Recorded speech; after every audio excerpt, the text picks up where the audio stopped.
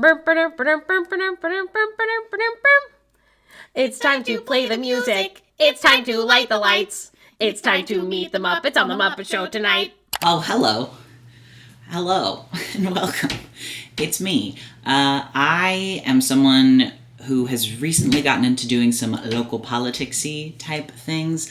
And I feel like I've always heard folks say that the best place to affect change in your community and to work on things and try to make the community a better place is by going to like a really, really local level, because it can feel really frustrating on like bigger like federal things. It's like you do a whole lot of work and then like not a lot of change happens, especially as one person. But at a local politics level, those kind of like, you can create ripples that go out really far. And also there's probably things that are technically more relevant to you personally that are locally happening that you probably have strong feelings about, and so you should look into what's going on. So the way that I got into this is I was on Reddit, I think, and saw someone post about the Salem Public Library potentially closing and how they needed people to go to a city council meeting and kind of like be there in support. And so I sat at a very long city council meeting, and yeah, that was kind of the beginning. Since that time, there is now going to be a measure on the ballot for the May 20th election in Salem specifically. It's a special election that is a tax. Essentially, it's like 98 cents for every $1,000 of assessed value on property owners in Salem. So on average, it's like $18 a month for a property owner. So it's raising taxes. And tax raising things they don't go well anywhere, but especially in Salem. Historically, the most recent ones that have like passed and done well have been public safety focused. A lot of feelings about that. Something about Salem, Oregon is that it is like a super purple area. Like there's a lot of blue and there's a lot of red. I guess I'm generalizing because I feel that typically who would identify as socially and fiscally conservative are less likely to want there to be a raise on taxes for things that are outside of like public safety. And I would say in general, blue folks have kind of the opposite reaction. And and maybe that's not true. And maybe that's something that's changing. It's maybe just a perception that I have. But in Salem, there is a good chunk of people who vote for the cops to have more money and not for the libraries to have more money. And part of that is because the voting group among the like May election, especially in here, is a super low turnout for folks who are under the age of like 50. It's like 50 and over, not high turnout. Yeah, it's like 8% voter turnout, and that's, as far as I understand, just people who are registered. That's not even people who could potentially be registered who aren't registered. Although most people, when they get their license at the DMV, that's when they register to vote. All this to say, there's a lot going on in local politics, and I am here to kind of show you what I am up to, because to me this all sounded and seemed really daunting, and then it's kind of just like, it hasn't been. And I think that you should look into what's going on in your community, but also maybe just come along with me and see what I'm up to, because I have a lot of stuff to do this week, and it should be fun and fresh. So come with me for a week of community engagement and local politics, checking in things. I just took a shower. I'm headed to a city council meeting where my sweet new friend Jim, who is a retired Oregon State librarian, is going to be speaking, because what's been called the Salem Livability Levy for the past like year that it's been talked about being on the ballot. There's like a Safe Harbor Oregon Act something that says that people who are public workers can't try to influence a vote. So you can't like put something on the ballot that says like, cool, good people vote for this, or if you vote no, it'll be hell and bad things, right? It's kind of like the premise, which I think makes some sense. But they just don't like the word livability. And so Jim is going to speak about that today. It's just wild because it's been called that for the whole time. And so we have this like, so few people know that this is an issue. So few people know that there is an election. If they also take away the name of what anyone has had any kind of like knowledge of previously, it just seems like they don't want it to pass, which I don't think is the case, but it's just like some bureaucratic nonsense. And it's one of the main reasons why I would never want to personally work in local politics, because yeah, that's so much. But anyway, I'm showing up to hear Jim speak. I'll film a little bit of that, perhaps, and just to be in support as someone who is a library person, library supporting person. Yeah, so let's go. You have my written testimony about banning the word livability from the city staff's vocabulary in reference to the upcoming election on May 20th. I plan to come here tonight and criticize the Secretary of State Elections Division that I think gave you bad advice, and I still think that's the case. However, today I learned from Mr. Bob Roberts in the Elections Division that their advice is not mandatory, but in his words is, quote, completely voluntary. I worked for the state for 25 years, and I was always careful to abide by Oregon's law that forbids public employees from supporting the passage of a ballot measure. And I made sure my staff did the same. That meant we did not say or write, I urge you to support the measure, or this is a worthwhile measure, or I intend to vote for the measure. That's clearly what the legislature intended when they passed this law many, many years ago. They did not intend for there to be a list of forbidden words. Before it's too late and the information campaign is in the can, I ask counselors to direct staff to call it what it is, a livability levy. Thank you.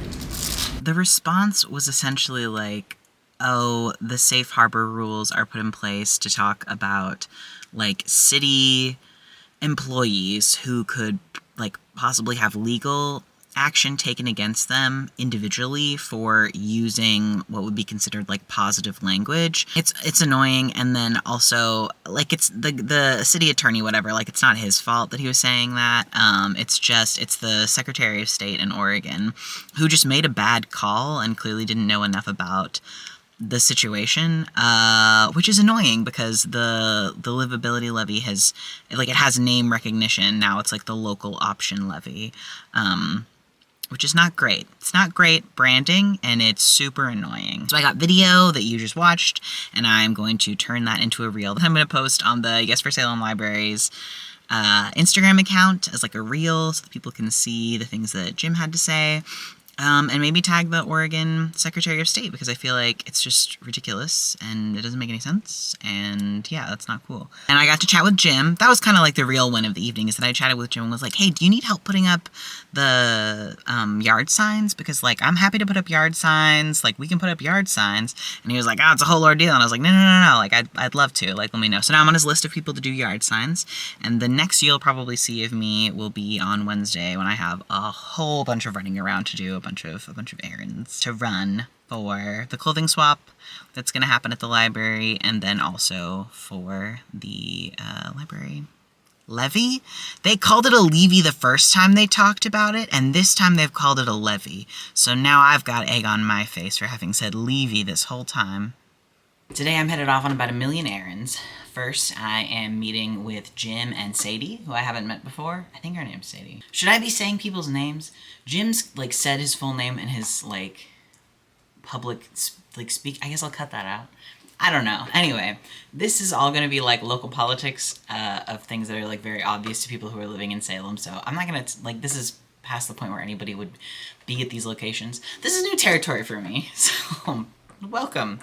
Welcome to me be uncomfortable and try to figure some things out, and maybe I'll make those decisions when we're editing. Meeting Sadie and Jim to chat for like an hour at this place called Taproot in Salem, which I haven't been to before. Something else that I've noticed is that like I am someone who, in my own like local area, there are like 2 things that I like to do, probably because I have autism, and then other people like know other cool local places, so they were like, let's get coffee, and I was like scared that they were gonna be like, oh, let's go to like a Starbucks or something, because you know, I've worked at most of them, and also I'm not buying things from Starbucks right now, as I think a lot of people aren't, but they're like, here's this cool local coffee, and I was like, oh, okay, cute, fun. So Taproot, I guess we'll all see what Taproot's all about. I don't think it's even coffee, it's like a cafe. But they have chai, chatting about library things. Sadie did some social media stuff for it the last time there was a library something that was on the ballot. I believe that Jim will be giving me yard signs to run around and put out. And then I am delivering some supplies to Radness and Sue's, which is a place in Kaiser that's like an art space like a family-friendly, sober art and music and like other things space, but they are doing a art-making party for the Livability Levy with Cherry City Zines, who I'm now learning about and gonna like put there's a pin in that for later, because when I eventually get my zines that Lemon made for me printed, they'll be distributed to Cherry City Zines zine spots. And then if I have time, I have to go to the pharmacy and grocery shopping. And then if I have time, I will also be stopping at some different parks on the way to put up posters for like to check your voter registration and also information about the Livability Levy, and then also for the clothing swap that is going to be at the library on April 30th. Lots of stuff to do today, so come with me. Okay, had an excellent chat with Jim and Sadie. There's a train. Train shot. Okay, I'm ignoring the train. It's so hot in my car, and I'm trying to make sure y'all can hear me, so I don't have the AC on, so know that. If I look dewy, it's not that, it's sweat. Jim has these very cool little door hangers printed out that he is gonna have a whole bunch made so that kiddos can write their name down and their age and not knock on people's doors, but like put them up. He was like, I don't know if that's the kind of thing that parents are gonna be into, and as a parent of a kiddo, like this isn't like for a political person or for like a party, like it's literally for the library, so I feel like people will be super into it. Yeah, so that's really exciting. We chatted, we drank some chai at Taproot, it was delicious, and then after that I walked over to, this is the Carousel Park behind me, the like riverfront Salem Park, and their community board is locked up, and so, which makes sense because it's like a very popular spot, and it's also spring break right now, so it's bananas busy over here. But anyway, I went into the carousel because they also have one there, and I was like, hey, could I just have a couple flyers that maybe you guys want to put up? And they kind of looked at me like this, and they were like, yeah, as long as it's like appropriate. And I was like, oh yeah, which I think they just don't have people ask them that much. Anyway, gave them the Livability Levy like scan QR code thing here, and they were like, let me ask the people on the back. And I was like, yeah, no, that's fine. The other one's just it's for a clothing swap, a children's clothing swap. It's just like free clothes for kids at the library. And they're like, oh yeah, great, we'll put that up. And I've got it in English and Spanish, which is good. So all that went well. We chatted about planning with Jim and Sadie, I chatted about planning a sign making party. And then on May 4th, doing a rally in front of the library, because by that time people will have their ballots. So that should be exciting. I'm gonna reach out to somebody, Jessica, who owns an art store downtown, who said that she would host like a sign making something or other. And now I'm headed to Radness and Sue's to deliver some stuff for them. Okay, now I'm at the Fred Meyer. I have my little things to ask them if I could put it up at their community board. Oh, I had my chat with Becca from Radness and Sue's, who was absolutely lovely. Radness and Sue's is such a cool spot. They have like a clothing closet and like a free art area to just like make things, very like scrap vibes if you've been to like Scrap Portland, except for they're like you can make things here, and also it's much smaller than that. I think we may end up doing a clothing swap there at some point because the vibes are excellent, and yeah, Becca was really lovely. So dropped off some things that I had for Radness and Sue's for their art party for the library. So now I am sitting in the Fred Meyer parking lot, and I have to go in there and pee so bad. And then I'm going to ask them if I can put these things up at their community board and probably buy a couple of really small things that I need. That's what I'm doing.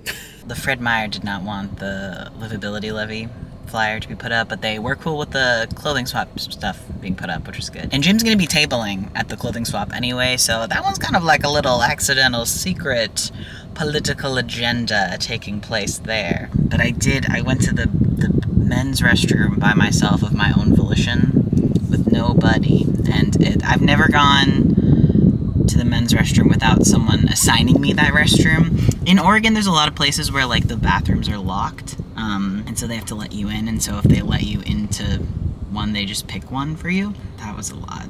It was fine. Nothing happened. It just feels really scary at first. And I'm sure I'll eventually become more comfortable in the men's restroom, but it just, yeah. And then I also bought men's underwear because I need some underwear, and it's just something about being transgender and having to exist in capitalism makes me want to jump off a cliff, which I'm sure lots of people have that feeling, but yeah, I was brave. I was brave on two fronts today.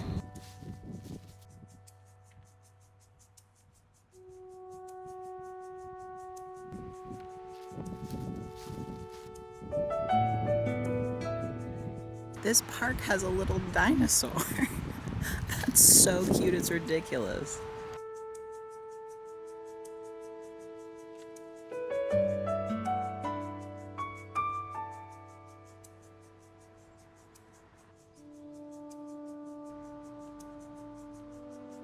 And now, a tiny bit of grocery shopping break. And now a break for grocery shopping. An interlude. What is it called? Like when something's in the middle of something else that doesn't really matter?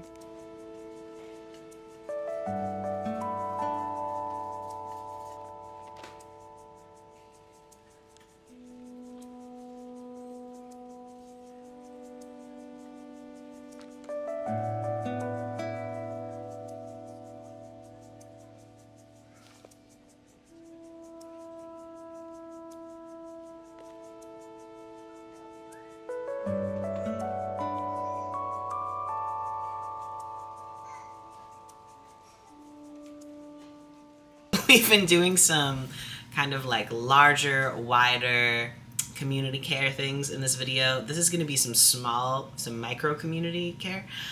This is for some people who we love who just had a baby, which is really exciting. Somebody is really trying to see what's going on over here.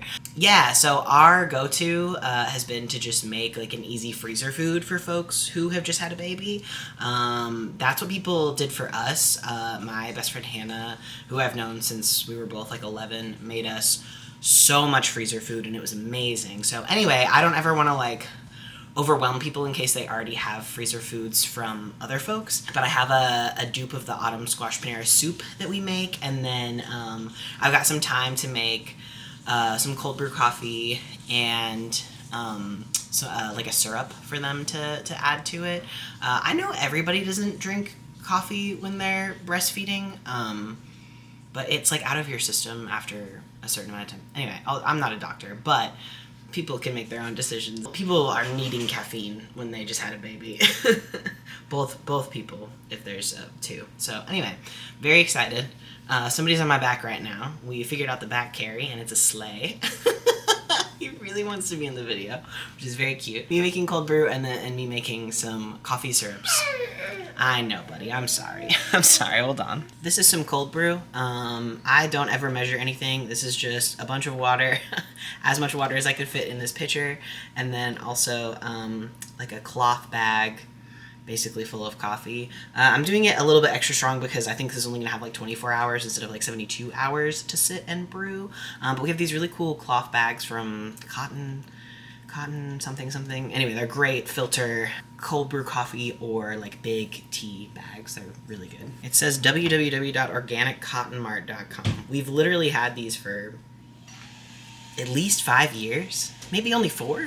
No. 5 or 6 years. And then also they make pour over filters, so we've got some of those. This one I haven't used as much as the other one that's in the coffee thing right now. I know, baby bug. Cooking show with Felix time. Short cooking show with the short king Felix. Here's the pot. It's here. I'm now gonna put in, I've measured this literally just for the sake of y'all. I don't normally measure, and also this is okay. 2 cups of water. We're gonna bring that to a boil. Let me turn on my hot stove. This, and then I have a half cup and some change. Oh good, we've spilled it. Of brown sugar, because we're doing like a brown sugar, like vanilla syrup is what I've decided on based on the ingredients that I have at my house. But that's not enough sugar, so I'm gonna get some white sugar also. Okay, we got 1.5-ish cups of sugar. Basically half brown sugar, half white sugar. Again, that's just because of what I had. I'm stirring it with this. If you have a little whisk, that would work better, but I don't want to scrape up the bottom of my very cute pot. You can't even tell how cute my pot is. Cutest pot. And then I'm just going to put in a little splash of vanilla. Just a little. If you put too much, it will taste bad. I'm literally just bringing this to a boil and then taking it off and letting it cool. Easy peasy. And they can use this in like tea or like coffee or like whatever, really. Literally just turning this off, taking it off of the thing, and gonna let it sit and cool down before we put it in one of our, I'm gonna wash it. Morgan's here cleaning this, and we have a pump I for it. don't know if this will come off very well, or if it'll be kind of a pain. I feel like I could probably get it off. Hello and welcome to Soup for Your Family with Felix. I am making the dupe of the Panera Autumn Squash soup that I am obsessed with. It's my favorite soup in the world. It's like the only soup I make other than zuppa toscana, which is also like a vegan vegetarian dupe. Anyway, I will leave the recipe linked below if you would like to make it. I do basically everything the same except for, I don't know if it asks for heavy cream or something. I do vegan sour cream instead. I cut up my stuff. Now we have butternut squash that have cinnamon and honey and butter on them, and they are going in the oven for 25 minutes. What's it gonna be? Hey, what up guys? Welcome to my channel. This is where we have a little gay boy chop my vegetables for me.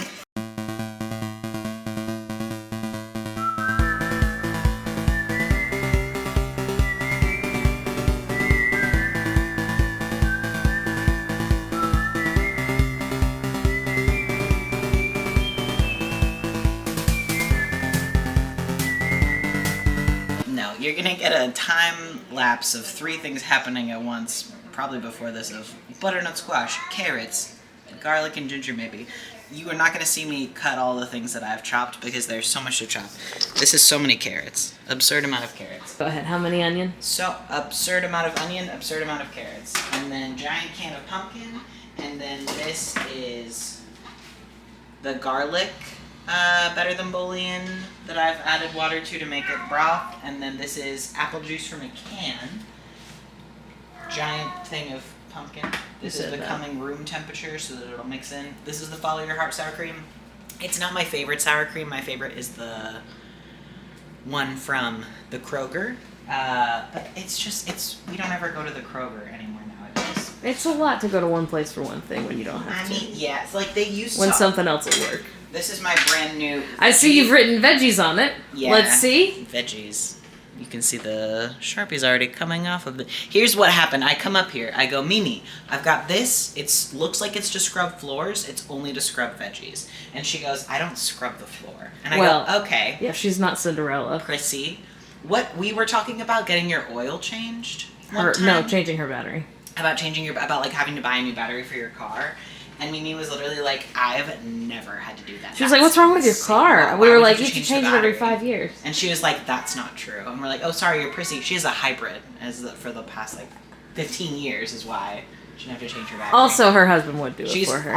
She's off in the background. Yeah, you can't see her right now. I was basically threatened that I should not be using that brush. That you were not threatened. I heard there was like a gun. Up, girl, here's the situation. It's gonna be so scary. Not that scary. Yeah, so that's where we're at. I have to mince my garlic and my ginger. I'm using real garlic and real ginger for the first time ever in this soup. Usually I use the powders, so big moves are being made today. Okay, here she is, the soup. We've got all of the stuff in there. We're just letting it simmer for 10. Well, I gotta bring it to a boil and then it'll be simmering for 10 minutes. And then after that, we're adding the pumpkin and the sour cream and some brown sugar.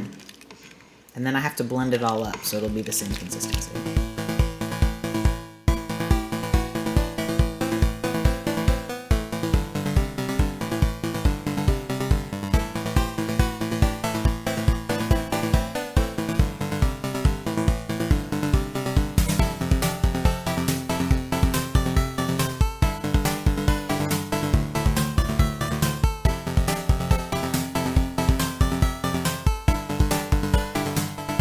Okay, I'm about to go drop this off to the lovely folks that we love who just had a baby.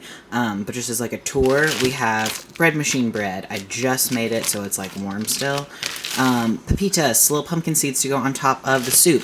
2 unfrozen soups, and then I think it's 5 frozen soups.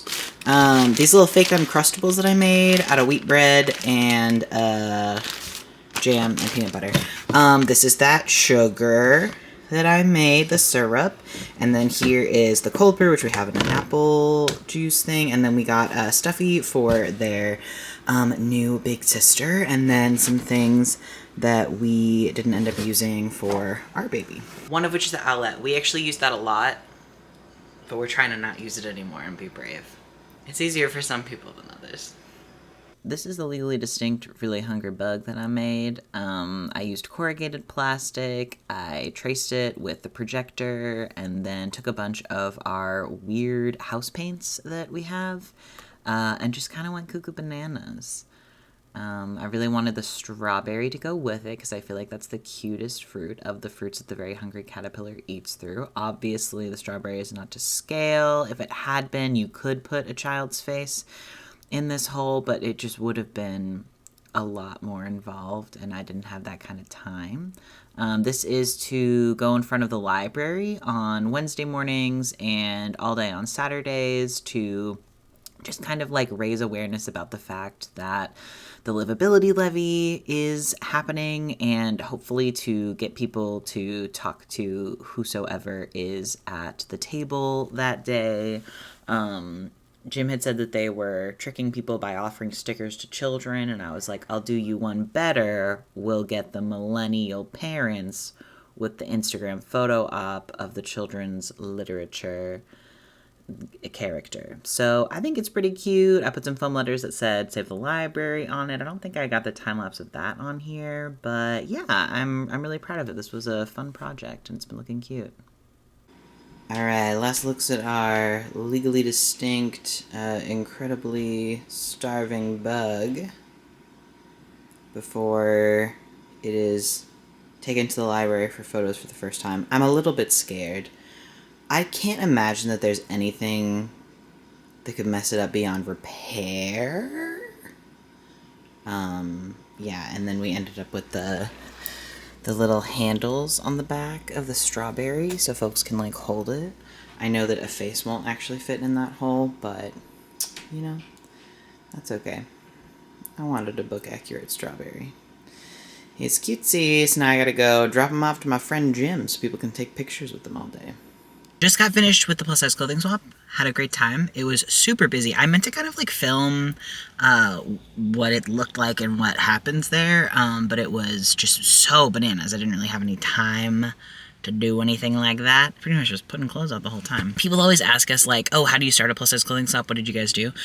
We didn't actually start ours. Lemon and Nick, who own Sunny's house here up in Portland, were like, hey, did you guys want to host a clothing swap and have it at our place of business? And we were like, hell yeah, that sounds super fun.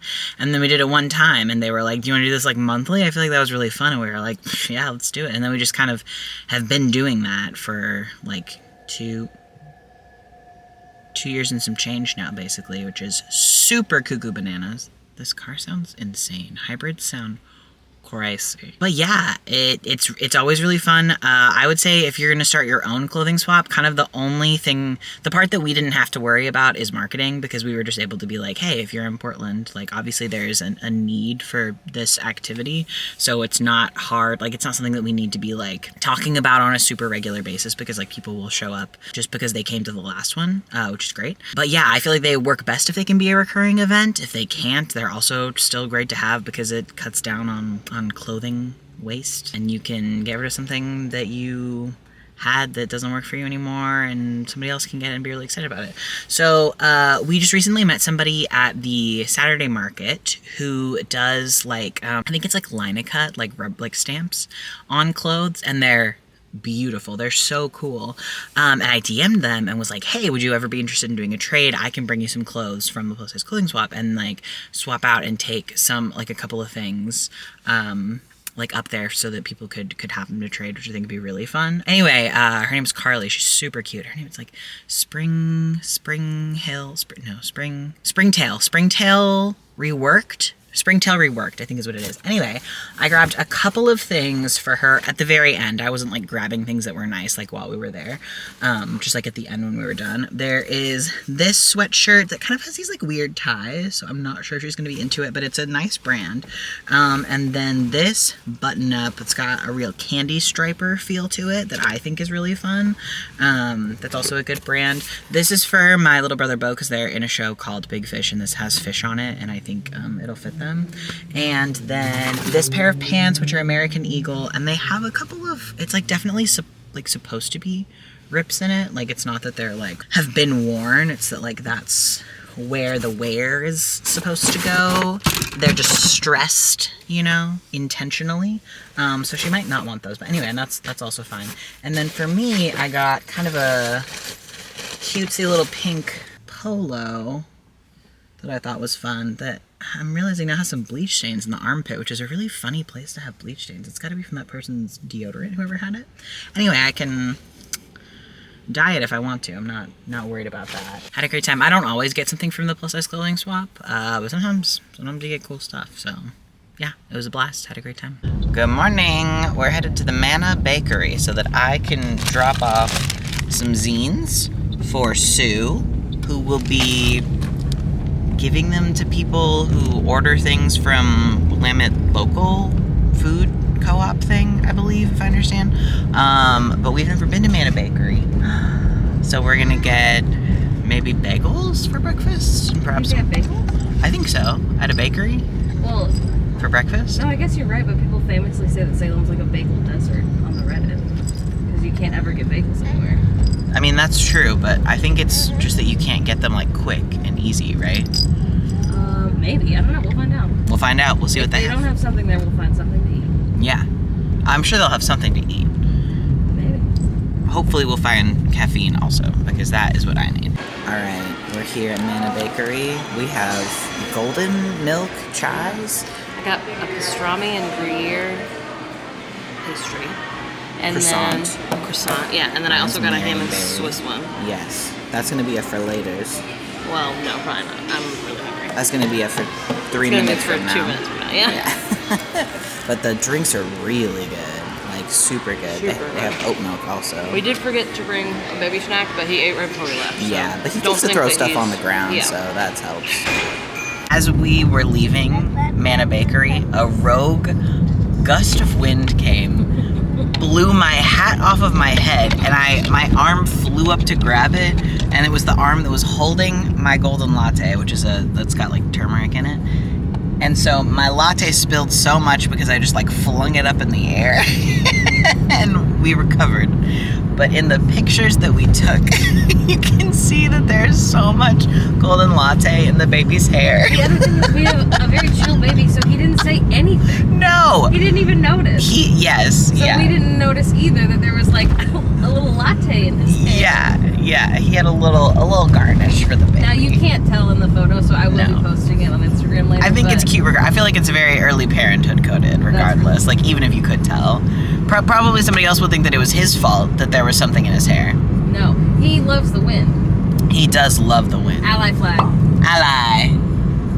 I love the ally flag. It's so funny. I feel like the ally flag, in my opinion, the people who fly it, it's always like a 65-year-old, like liberal white woman. Yes. Who's like, well, I don't want to appropriate, you know, the gay flag. Yes. The pride flag. Because that's not my community. I just support them. Yes. And so I feel like it's always a green flag when I see the ally flag. I don't think it's them trying to separate themselves in a stressful way. No, yeah. I feel like it's them, They're like, that's not for me. they're like, it's not mine to fly, Right. but I support them. No, yeah, I So wasn't I being feel like it's always sarcastic. a green flag. Yeah, I love the ally flag. I think it's a very cute. Now, if we would just fly the gay flag for many reasons.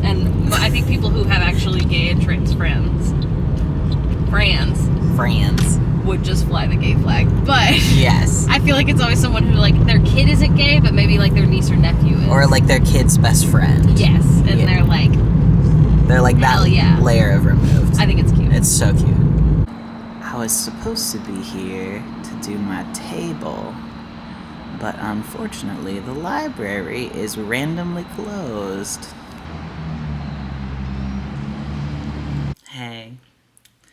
So that was a real bummer. Jim has been tabling at the library on Saturdays, giving out zines, having people sign the endorsement form, getting folks to sign up for yard signs, giving out stickers and buttons and bumper stickers, and just like talking about the livability levy and how important it is. It's usually like him and his wife. He sometimes has like other volunteers who do that for him when he can't do it. I had told Jim that on Wednesdays, I would be happy to table because that's when like the kiddo story time is with the hungry caterpillar photo op. I thought that it would be good to have that there on a day when there's like for sure going to be a lot of kiddos. And so the plan was for every Wednesday until the election, until like ballots, until like the week after ballots go out probably, to be there and be set up and be talking to folks about the levy and pass out zines and essentially do the same thing as Jim, but just do it on Wednesdays.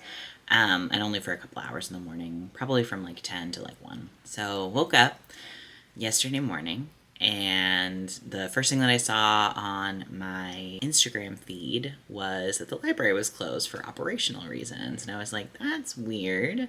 That's weird. But like operational reasons sounds really specific. So like I kind of like hoped that it was that maybe, not like hoped, but like that maybe everybody had the flu, or it was something like that where like they just like couldn't open because of like staffing, or I don't know, like operational is like a really like broad word. And to find out yesterday is when the city budget was going to be announced. It was announced kind of like later in the late afternoon evening. And so I have messages from all kinds of folks. So I don't think that I have like one library staffer anonymous person. There's a few, and then people who are close with library staff and a couple of other folks.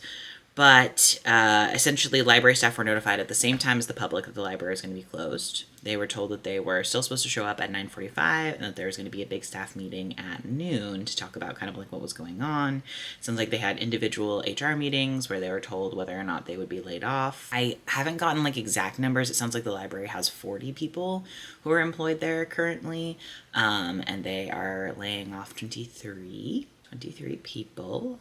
And then when the city budget was announced, it was saying that the library is going to be open for the 25-26 fiscal year, starting in July. It's going to be open 20 hours a week.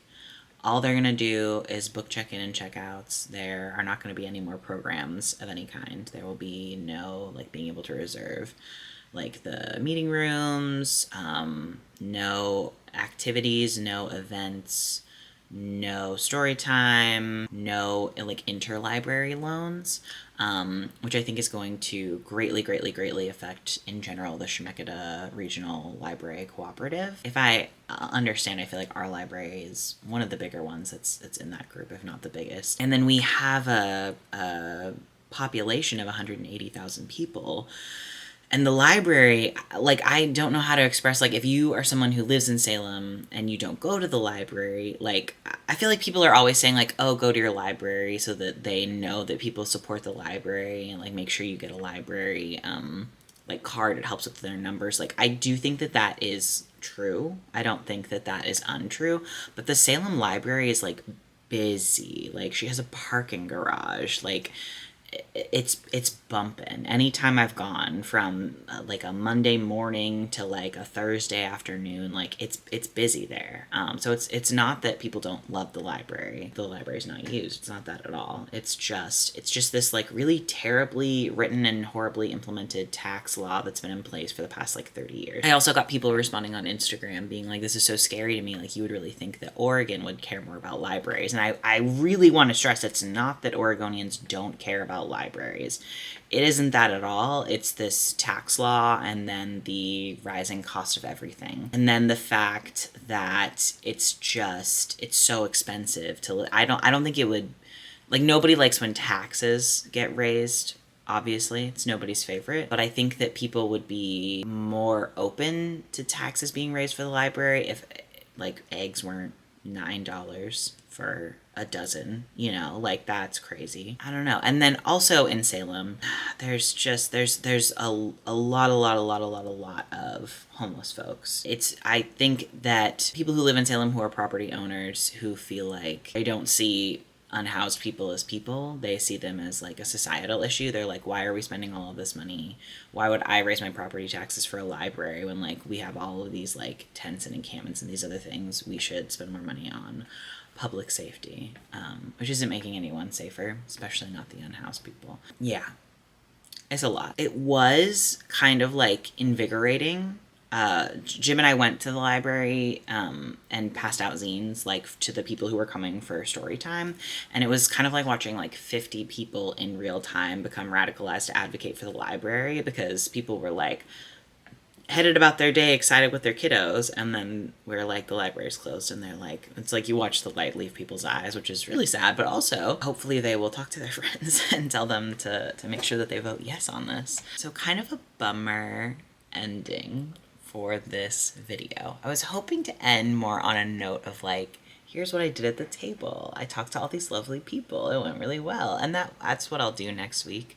I want to be really clear. I don't think that the livability levy is dead. Like, I don't think that it's certainly not going to pass. That doesn't seem, I don't know. I really don't know. This is the first sort of local politics anything that I've worked on. So I don't know what kind of like the typical response to these kinds of things are. I think something that is on the library's side is that it's like, how could you be anti-library? You can be anti-taxes. I get that. But nobody's anti-library. And then the group of people who are most likely to use the library, or like early parenthood parents, are the people who are a much smaller, they have a much lower percentage for actually showing up to vote. I say showing up, we just fill out our ballots. Oregon is vote by mail. It has been as long as I can remember. Probably before I was born, but certainly as long as I've been voting. So yeah, I don't know. It sounds like a lot of people will be going to the city council meeting that's coming up on, I think it's on April 14th. Originally, when the city council talked about putting the levy on the ballot, it was not supposed to be, the way that they spoke about it, they said they didn't want it to be like either people vote yes on this or we close the library. Like, that was not the intention. Cutting the library down to less than half of its staff and having it only be open 20 hours a week is functionally closing the library. All of the things that they do that are so crucial to our community, they wouldn't be able to do any of them. It's a little teeny tiny glimmer of hope for me, because I feel like if it was completely closed, if this failed, then like, how do you get a library back open again? Like, that is a much larger task than if it still at least exists and they're paying for like the water and electricity and for some people to work there at least. But it is rough. And obviously the people who work at the library, like, I can't imagine like over half of our, like, my coworkers who are all people who work at the library not working there anymore, their entire translation team. It's stressful. So if you live in Salem and you want to get involved with this, and you love or if you're just someone who lives in Oregon who loves the library, or if you're just someone anywhere who loves the library, if you want to follow Yes for Salem Libraries on Instagram and share the things that I'm posting on there, that is really helpful, just because I think there needs to be more like people realizing that this is an issue of something that's happening, because it seems crazy to think that in the capital city of Oregon that the library might get functionally defunded. And if you, whoever you are, I have some homework if you'd like to opt into it. This is very low stakes, because I'm never going to know if you did it or not, and also I don't want you to feel pressured into doing it, because that's not helpful. But if it sounds like the kind of thing that you're interested in, this is optional homework that you can accept. I would love for you to look up either when your city council, your neighborhood association, or your school board meetings are. If any of those are a day that you have available that you can attend sometime in the next 3 months, I think you should go. They're kind of boring, so keep that in mind. But a lot of them, they will put them on, they like live stream them, and then you can watch them after the fact. It's a good thing to put on while you are doing housework or doing other things, because it's like the words really that are mostly important.